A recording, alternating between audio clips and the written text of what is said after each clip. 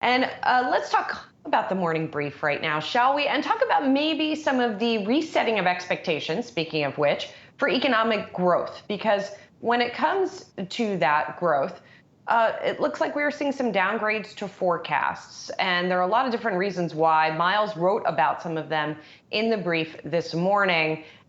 It's sort of difficult to sift through, Miles, but at the end of the day, maybe the Delta variant is but one contributor.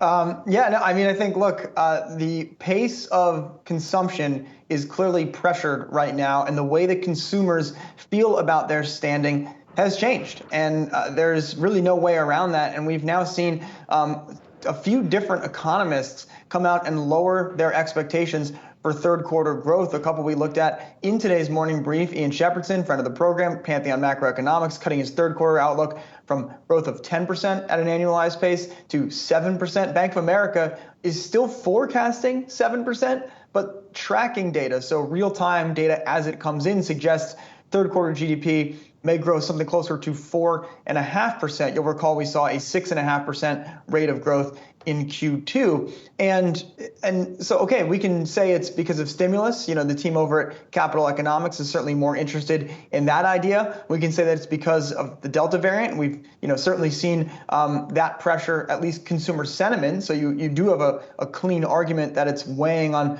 spending patterns there as well. Now, retailers are telling us that, everything's fine. Walmart says, don't worry about it. We still have people coming into our stores. Our quarter, according to Walmart, their May, June, July quarter got stronger each month. And of course, we really started to see, cases of the Delta variant take off at the end of July. So maybe not a story for them. Target, Brian Cornell yesterday discussing strong traffic patterns remaining within their stores. So there's a little bit of I wouldn't say a disconnect, but just different views on the overall economy right now from, two of your biggest retailers, and then what the economic data is saying. But ultimately, what this leads to is a potentially slower path of growth in the third quarter and the fourth quarter, which we had expected.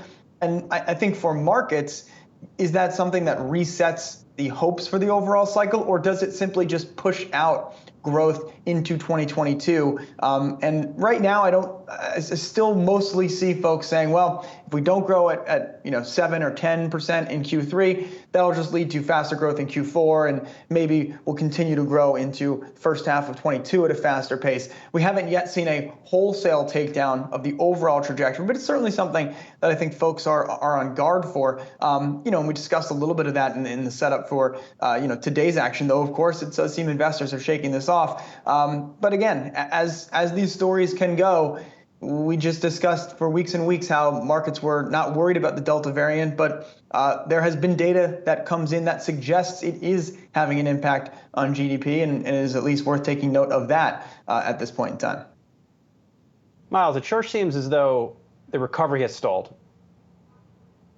Yeah, it has leveled out, let's say, right? And growth at a slower pace is a theme that we've discussed for some time because we knew we were going to see growth at a slower pace. Does that mean the economy is contracting? No. Does that mean that we're rolling back into recession? No, it doesn't really mean that at all. I mean, Ian Shepardson said in his note, we don't think Delta is an existential threat to the economy, but it is a reminder that you just look at the case count, look at hospitalization. This has been a 4-wave pandemic now. We're in the 4th wave, and with that has come instability around the economy, questions about the economy, and we certainly hope this is the final wave of COVID cases spreading widely. But as cases have spread widely through time, it has led to investors, markets, economists, so on and so forth, asking questions about the health of this recovery, not asking whether the recovery will happen, but just where we stand in it. And again, we are at one of those moments. And I think until further notice, you say things will recover fully in time. It just might now be a longer time than we had previously expected. Yeah, and I think it's an important point that you made also that the market is not necessarily going to track one-to-one with what we're seeing with the economy. In other words, like we heard from Ellie McCartney in the first hour, we could continue to see new rallies here, even in this environment.